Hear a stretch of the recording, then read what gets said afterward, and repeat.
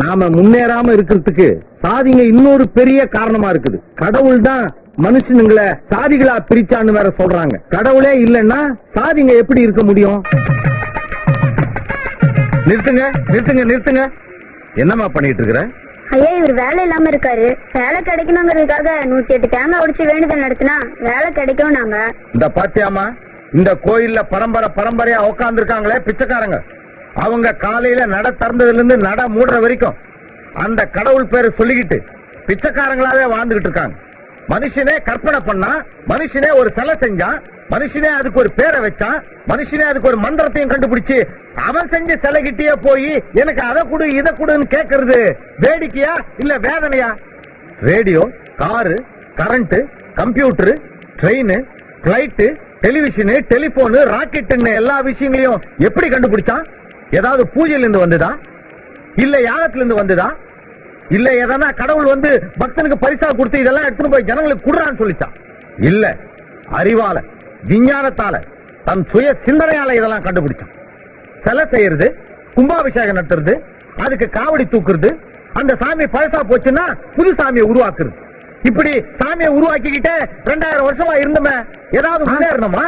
ஒரு பிடி விதை நெல்லை எடுங்க, அந்த விதை நெல்லை எடுத்து பாறை மேல மண் இல்லாம தண்ணி இல்லாம போட்டு பெரிய பூஜாரிங்க வேத மந்திரம் சொல்லட்டும், பெரிய பாதிரியாருங்க பைபிளை படிக்கட்டும், மௌலானா குரானை ஓதட்டும், தண்ணி இல்லாம மண் இல்லாம அந்த கல்லு மேல இருக்கிற விதை முளைக்குமா? ஆனா அதே விதை நெல்லை எங்கிட்ட கொடுங்க, அதையே எடுத்து நான் கடவுள் இல்ல கடவுள் இல்லன்னு சொல்லி மண்ல போடுறேன், கடவுள் இல்ல அப்படின்னு தண்ணிய ஊத்துறேன், அது முளைக்குமே? இதுல இருந்தே தெரியல உங்களுக்கு கடவுளால எதுவுமே முடியாது, எதுவுமே தராத, தர முடியாத, இல்லவே இல்லாத கடவுளுக்காக நாம எவ்வளவு பொருளையும் பணத்தையும் நேரத்தையும் உழைப்பையும் வீணாக்கிட்டு இருக்கோம். வாங்க, வணக்கம். உங்களதான் சந்திக்கணும்னு நினைச்சுக்கிட்டே இருந்தேன்.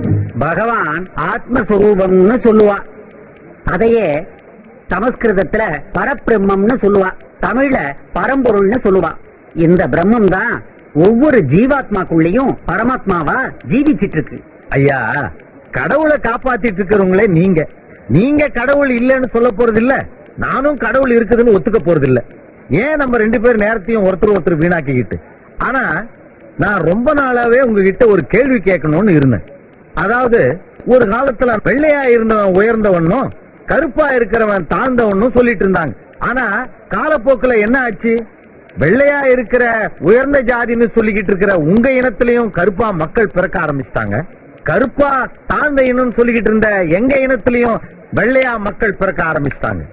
அப்ப உங்க இனம் எங்க இனத்திலையும் எங்க இன மக்கள் உங்க இனத்திலையும் காலங்காலமா ஆயிரக்கணக்கான வருஷமா கலந்து இன்னைக்கு ஒவ்வொரு வீட்லயும் வெள்ளையாவும் கருப்பாவும் மக்கள் பிறக்க ஆரம்பிச்சிட்டாங்க.